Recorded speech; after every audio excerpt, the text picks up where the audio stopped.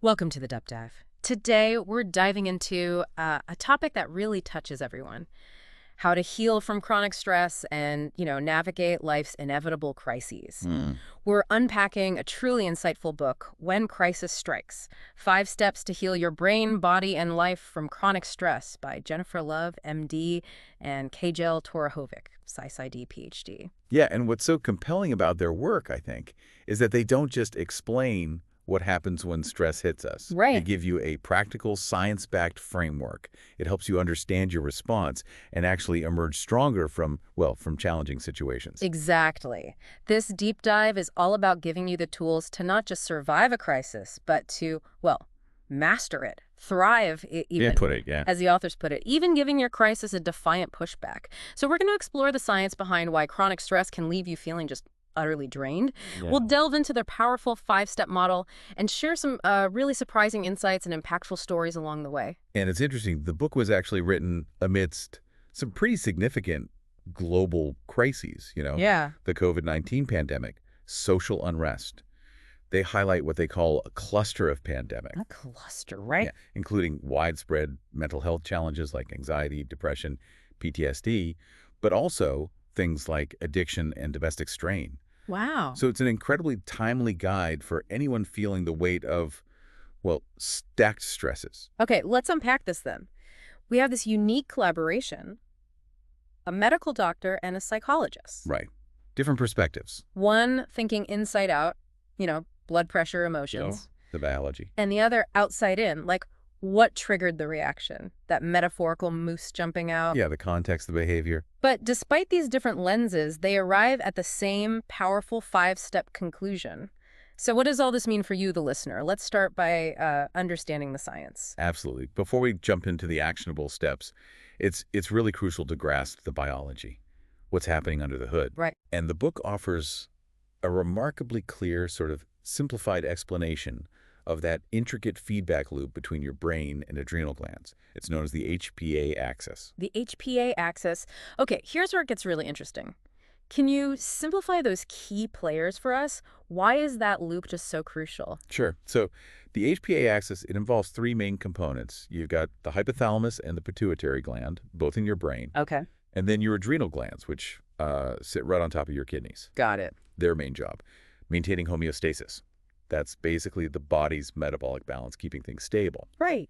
So when you encounter stress, any stressor, your hypothalamus signals the pituitary, Huh? which then signals the adrenal glands to release chemicals. Cortisol is the big one, the final output. Cortisol. Okay. Normally, once the hypothalamus senses there's enough cortisol floating around, it tells the system, okay, quiet down now. So it should shut off. Right. It allows you to rest and recover. That's the ideal scenario. But that is the ideal scenario, isn't it? What happens when stress becomes, well, chronic? This is where it goes sideways. Exactly. This is the problem. Jennifer Love, one of the authors, she shares her own personal experience: 15 years in what she calls adrenal stress. 15 years. Right. Wow. Yeah, she describes it as this real profound effect of prolonged stress. Maybe not a formal diagnosis, but the effect was undeniable. She talked about never sleeping well, being constantly hungry, living on coffee and diet soda. Wow. That sounds exhausting. Totally. Yeah. And enduring multiple health issues, chronic pain, frequent infections, all made worse by working nearly 100 hours a week, perfectionism, hypervigilance. Oh, that combination is brutal. And what's truly striking is how this chronic activation impacts the body. Yeah. The book introduces this concept Dr. Love playfully names panda bear syndrome. Panda bear syndrome. Okay, tell me more. Well, think of your body like a machine designed for like sprint level stress, fight or flight. Right, short bursts. Exactly. But with chronic stress, it's like you're trying to run a marathon on fumes. Your adrenal glands, which initially pump out cortisol for energy, they eventually just can't keep up. Cortisol levels drop. But here's the kicker.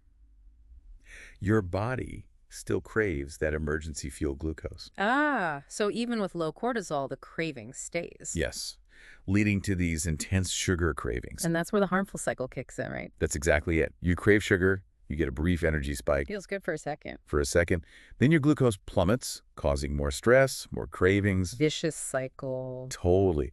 And this can lead to weight gain, particularly around the belly and face, what she humorously calls growing jowls, Growing jowls. Okay. because increased insulin stores that excess glucose as fat.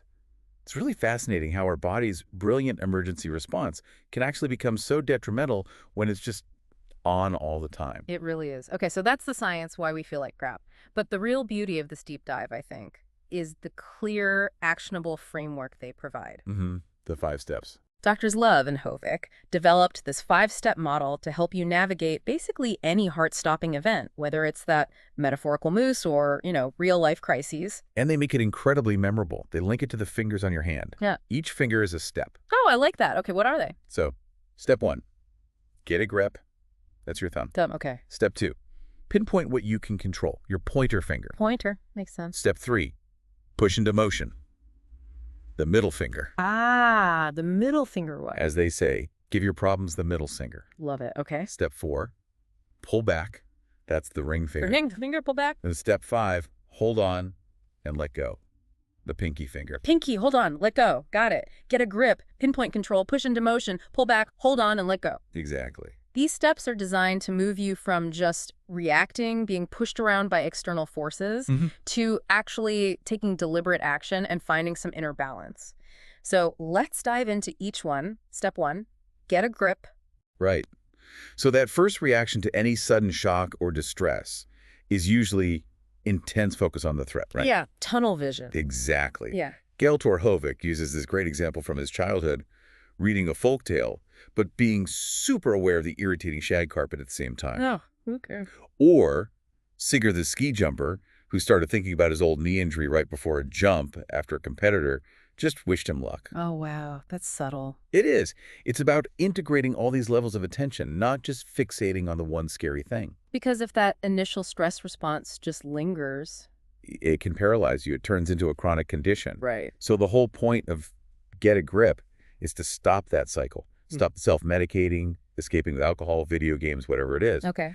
It's about acknowledging the situation, really looking at it, and critically identifying what deeper past experiences might be amplifying your current physical and emotional response. Right, because it's often not just about the current crisis. Rarely is. So to truly get a grip, the authors say we need to dig deeper. And the stories in the book, they really lay bare how profound these underlying issues can be. They really do. Let's look at a few examples they give. There's Nina. Her crisis was her father's deadly cancer diagnosis. Huge stressor. Huge. But getting a grip meant seeing it triggered deeper stuff. Her own health problems, a past car accident, feeling distant from her husband, a history of depending on her father, all crushing her self-confidence. So much interconnectedness. Yeah. Then Abe, his fiancé, abruptly left him. He felt instantly helpless. Understandably. He'd sacrificed his dream job, friends, everything to build a life with her, only to be completely blindsided, like hitting black ice, they said. His opinion, his love, his actions, suddenly irrelevant. Oof, that feeling of powerlessness. Totally. And Laura, panic attacks at work, the trigger, her boss yelling. Okay. But getting a grip revealed it transported her straight back to childhood trauma. Her father's outbursts meant physical harm back then, so now her work performance was slipping, just like her schoolwork did as a kid. Wow, that direct link to the past. Exactly. And Trevor, chronic pain, opioid dependence, feeling like a failure to launch. Digging deeper, he was haunted by a high school bully's comment, "You'll never be successful because you're short." Something seemingly small, but it stuck. It lodged itself right in there. Then there's Sean, where the elephant in the room was his drug use, causing chaos for the whole family. Right. And Agnes, school refusal, angry outbursts, leading to Child Protective Services getting involved, her brother moving out. Getting a grip meant facing all that interconnected family drama. What's really striking across all these stories, it's not just the variety of crises. Yeah. It's that shared underlying thread. How often present struggles are just amplified by these unaddressed echoes from the past. Yeah. The real power of Get a Grip is making that often unseen connection, linking your current reaction to those deeper experiences. Okay, so once you have a better grip on those underlying issues, the next step is challenging that helplessness. Step 2, pinpoint what you can control. The book talks about locus of control here. Can you break that down for us? What's the practical impact on navigating a crisis? Sure. Locus of control. It basically refers to where you believe control over your life resides. Is it external fate, luck, other people? Panic things happen to you. Exactly. Or is it internal within yourself? Your choices, your actions. You're the driver. You're the driver. It's really a continuum, not one or the other. Yeah. And studies show clear links between where you fall in that spectrum and things like mood, anxiety, optimism. Interesting. So if you lean heavily towards the external locus, believing things are mostly out of your hands, Yeah. this step, pinpointing what you can control, that's going to be a profound shift. Yeah, that could be really challenging. It can be. And the author suggests professional guidance might be really helpful there. That makes sense. I found it fascinating how the book suggests we actually tackle this. Like with Nina, remember her? Father's cancer, her own health issues. Feeling overwhelmed. Totally. She couldn't control the cancer, her health stuff directly, her husband's work habits, her teenagers. Forget it. Right. A lot outside her control. But she could control her thoughts to some extent. She could make regular doctor appointments for herself. She could ask about hereditary cancer risks. She could try opening communication with her family, seek grief support. So finding those specific, actionable things within her sphere. Exactly. It's about turning down the volume of that internal alarm by looking beyond the immediate surface panic. And it's important here to note a common pitfall they mention. Alcohol. Ah, yes, the frenemy. The frenemy, exactly. While some people turn to it to relax, the book warns it's tricky during a life crisis. How so? Well, it might calm you initially, sure, but as your body metabolizes it, your nervous system actually becomes more stimulated. Oh, really? The opposite effect later. Yeah. It disrupts sleep and can potentially worsen anger or irritability. Not ideal when you're already stressed. Good to know. Okay, so besides actions, one powerful area we always control, they say, is our thoughts. Huge area. The brain's wired for consistency, right? So if you're feeling down, your brain kind of magnifies the negative, that positivity-negativity bias. Right. It looks for evidence to confirm how you already feel. But you can override this. I loved the example of the friend who picked faith as his word of the year, complete with a George Michael theme song to pull him out of pessimism. Whatever works. If it sounds ridiculous, good.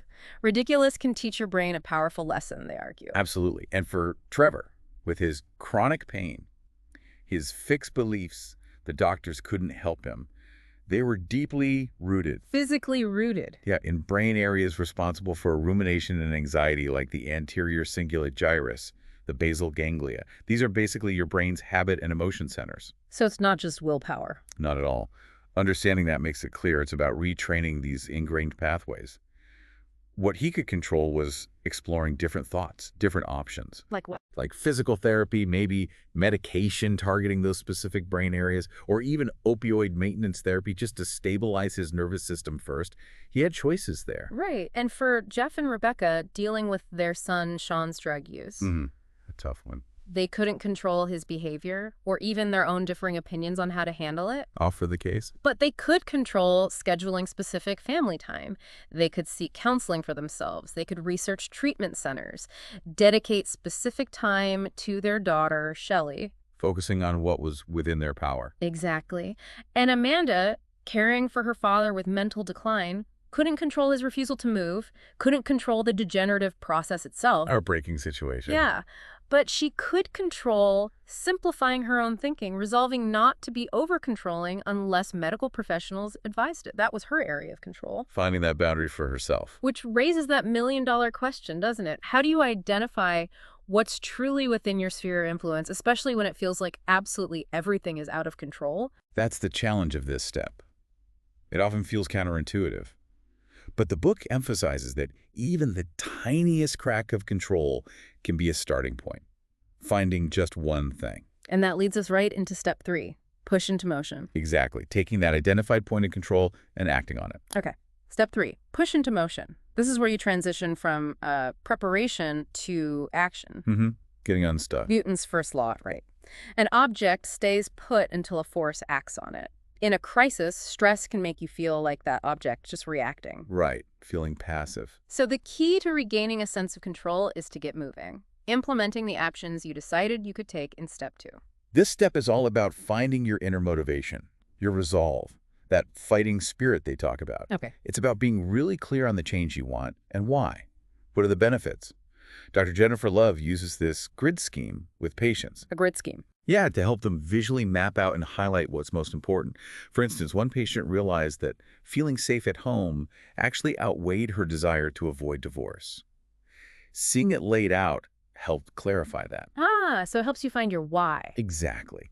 You have to love or value something more than you hate your crisis. That's the driver. That's powerful because the biggest hindrance to change is often just the fear of change itself, isn't it? Absolutely. It's about finding that inner drive to overpower the fear. So how do they suggest we start?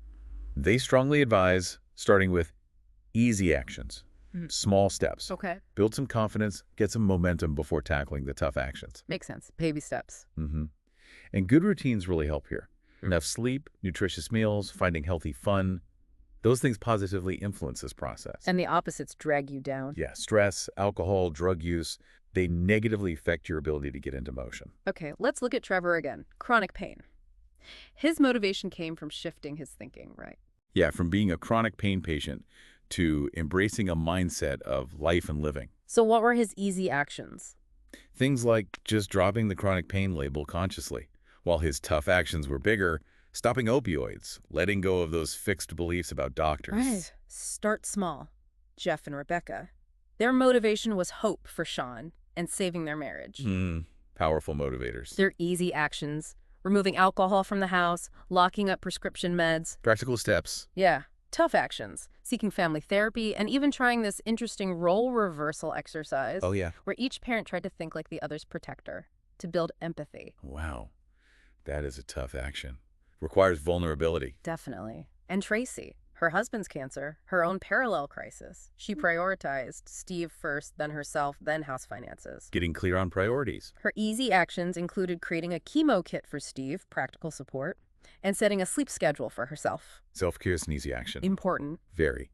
Tough actions involved addressing her anger and guilt with a therapist, facing the difficult emotions. Then Kajal Tor, the author, shared his own easy actions during the pandemic. Oh, yeah. Like what? Calling his mother often, he said they got closer, ordering a food service to learn new recipes, installing pull-up bars for daily exercise. Just building positive routines. Yeah. And Jennifer's easy actions. Creating a peaceful home workspace with wildflowers she foraged, doing 5-minute cleans, lighting candles, video calls with her mom. Little things that bring joy and order. Even training squirrels in her yard. Whatever brings a sense of normalcy and control. Exactly. It's all about finding those actions, big or small, that move you forward. Which leads naturally into step 4. After pushing into motion, you need to pull back. Okay. Step 4, pull back. So it's not just constant action. No, definitely not. This step is about intentionally creating space. Space for reflection, for rejuvenation. Okay. Mindfulness is identified as the key here. It's the engine that starts this step, allowing you to recharge your mind and body amidst all the battles you might be facing. That pullback step really resonates. It's so easy to just get caught up, isn't it? Absolutely. Constant motion isn't sustainable. Just finding 5 minutes sometimes to quiet the noise, it feels revolutionary. So what are some of the maybe surprising or accessible ways the authors suggest listeners can really pull back? What stood out to you? Well, what stands out is the emphasis on recognizing when your own thought patterns are pulling you down, that internal noise. Right. It's like Kirk. He was devastated. Yeah. His ex-wife moved their kids far away. He had to actively rein in thoughts about everything he was missing out on. How did he pull back? He shifted his perspective. He realized, big picture, his kids would move out in a few years anyway. So the long-term relationship with them was key, not just the day-to-day proximity right now. That was his way of pulling back from those intrusive, painful thoughts. Perspective shift as a form of pulling back. Interesting. And the book gives some great personal takes on this. Sally, facing financial ruin, terrible anxiety. She practiced her own version of mindfulness. She would gift herself entire days where her mind could only stay on that day. Just today. Just today. Yeah. Focus on the tasks at hand, not drifting to the past or the future where all her anxiety lived. Wow, that takes discipline. It does. Her husband, Todd, he reflected on where his shame came from, its origins, and then practiced consciously putting it aside in the moment. That was his pullback. And Julie, struggling with past trauma addiction, for her, pulling back meant focusing on simplifying her life, creating daily schedules to build structure for her recovery, pulling back from chaos, essentially. Creating order as a form of respite. Yeah. Then Kevin, dealing with his fiance's unexpected death by suicide. A truly devastating situation. Unimaginable. For him, this pullback step led to a kind of epiphany. He realized he couldn't understand why she did it because she had always protected him from her innermost thoughts. He realized he didn't miss the signs. She loved him and actively shielded him. This helped him stop blaming himself and start accepting her decision. That was a profound way to pull back from self-blame. Wow. That's incredibly powerful, finding acceptance through reflection. Yeah. And Jennifer, the author, her personal pullback included yoga. Her instructor told her, close your eyes and see the darkness. See the darkness. Yeah, which helped her focus inward, embrace the present moment, even if it wasn't bright and sunny. Just be with what is. Acceptance again. She also scrolled through pictures of past parties, letting her home remind her of joy, knowing it would eventually resume its purpose, finding those small moments to regroup. It's about finding those pockets of peace or perspective wherever you can. Exactly.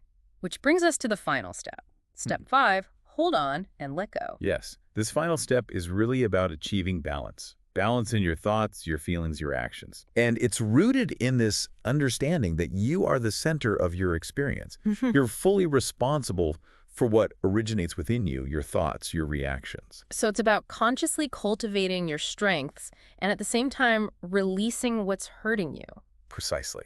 The book does something brilliant here, I thought. It integrates insights from psychology using the big 5 personality traits. Yeah, the ocean model. Openness, conscientiousness, extroversion, agreeableness, neuroticism. It's a widely recognized framework. Right. And they show how we can consciously cultivate and leverage these inherent strengths during a crisis. Can you tell us more about how they use that? Absolutely. They give examples linked to these traits, like agreeableness, Okay. exemplified by Neil, who makes a real effort to be inclusive, empathetic. He even invited his bonus kid's father to Christmas Eve dinner, making sure everyone felt comfortable, leaning into that agreeable nature. Wow, that takes effort. It does. Then extroversion. Like Hedda, whose house is always full of interesting people, she embraces social encounters, opens her home to those in need, a yogi from India, international students, using her extroversion as a resource. Right. Connecting with others. And openness, seen in Ellen, who traveled solo through Asia, questioning her conservative upbringing, embracing new cultures, new ways of thinking, even considering adopting a handicapped child, leaning into that openness to experience. So it's about identifying your natural strengths and consciously using them. Exactly. Leaning into them when things get tough. Beyond personality traits, the book also highlights positive cognitive abilities. What are some of the most, maybe, surprising ones they suggest we activate? Well, one key ability is creativity. Creativity. How does that help in a crisis? They use Elena, a psychologist, as an example. She can see things in new ways, play devil's advocate, challenge that default mode thinking. Ah, the easy path. Right. Default thinking takes less energy, but it's not always the best route in a crisis. Creativity helps you find new solutions. Okay, that makes sense. What Perhaps most surprising, and they really emphasize this, is fun, humor, and silliness. Really? In a crisis? Absolutely. Essential stress relievers. They recount a doctor who actually prescribed Monty Python videos for a cancer diagnosis. No way! Yes, because laughter stimulates the heart, the lungs, it decreases blood pressure, aids muscle relaxation. It's physically beneficial. Wow. So they really encourage you. Embrace silliness. Dance around your bedroom, watch a funny movie. Find ways to laugh. Permission to be silly. I like that. And then the vital counterpoint to holding on to these strengths is letting go. Right. The other half of the pinky finger? Exactly. This means actively releasing unresolved issues. Things like trauma, abuse, infidelity, even self-inflicted problems from substance use that can fuel psychiatric symptoms. Letting go of the baggage. That sounds hard. It is hard. Yeah. It often requires dedicated work, sometimes professional help, but it's crucial for balance. Can you give an example from the book? Sure. Matthias. For him, it was about holding on to the loyalty and easygoing nature he had in his youth, Yeah, the good stuff. while actively working to let go of destructive behaviors that mirrored his parents' struggles, making a conscious choice. Right. Hold on, let go. Jennifer, the author, she shares her own journey too. Holding on to compassion for herself and others, laughter, gratefulness, open-mindedness, flexibility. All great strengths. While letting go of perfectionist tendencies, and humorously she adds, letting go of Norwegian brown cheese and caviar. Sometimes it's the small things, too. Exactly. And Chris, traumatized by a mass shooting. Oh, difficult. He had to let go of the embarrassment, the shame, the guilt that he wasn't shot while the baby's mother was. Immense burden. Unimaginable guilt. He held on to the truth. He did his best in an impossible situation, and he embraced a new definition of strength, being courageous enough to stop escaping and actually work on getting better. Choosing healing over hiding. Yeah. And lastly, Lenora experienced bullying, self-harm. She decided to let go of those self-defeating beliefs, her reliance on physical pain or substance abuse as an escape. What does she hold on to? She chose to hold on to the idea of creating a beautiful, fulfilling life, actively linking happy past memories to current joyful experiences, building a positive future. That's incredibly hopeful. This whole concept, hold on and let go, Yeah, it really empowers you, doesn't it? it really does.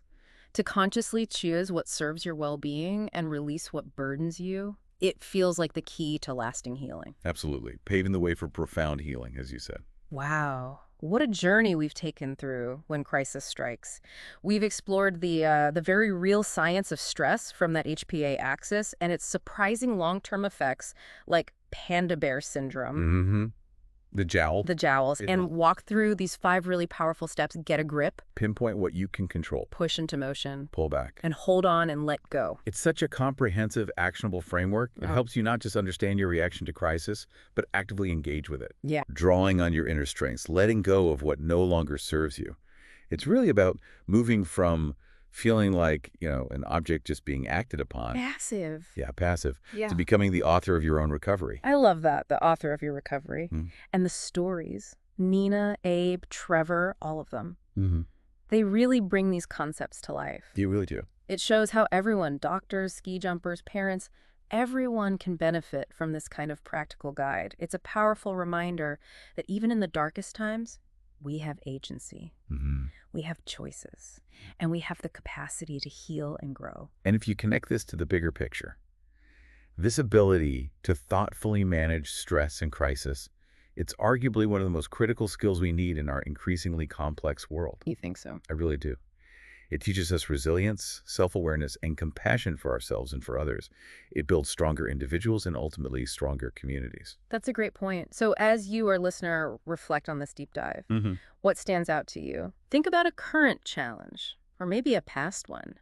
Which of these 5 steps feels most relevant to you right now? Is it get a grip? Maybe identifying a specific past trigger that's making things feel worse now. Or maybe it's step 2, pinpointing just one small thing you can control. Or step 3, finding that inner motivation to take one easy action you've been putting off Lots to think about there. and looking ahead. In a world that seems to constantly present new challenges, here's a final thought. What small, maybe even creative act of silliness or humor can you introduce into your daily routine? The Monty Python prescription. Exactly. How can you actively reduce stress and cultivate a little joy, even when things are ongoingly difficult? Great question to leave people with. We really hope this deep dive helps you navigate your own crises with some newfound insight and empowerment. Mm-hmm. Tools for the journey. Tools for the journey. Until next time, keep digging deep.